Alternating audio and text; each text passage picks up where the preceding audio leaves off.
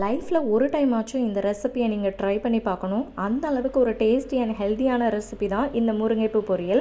குழந்தைங்களுக்கு தாராளமாக நீங்கள் முட்டை பொரியல்னு சொல்லியே கொடுக்கலாம், டிஃப்ரென்ஸே தெரியாது.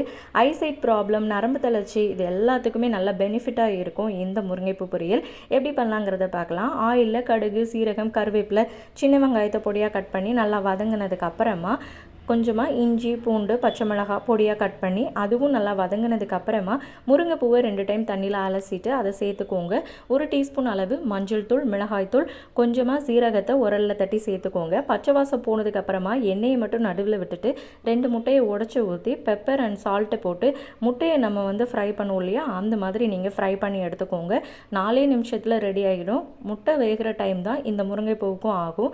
இப்படியே சர்வ் பண்ணிக்கலாம். லைட்டாக கசப்பு தெரிஞ்சிச்சுன்னா கொஞ்சமாக தேங்காய் துருவல் சேர்த்துட்டு ஃப்ரை பண்ணி குழந்தைங்களுக்கு சர்வ் பண்ணலாம்.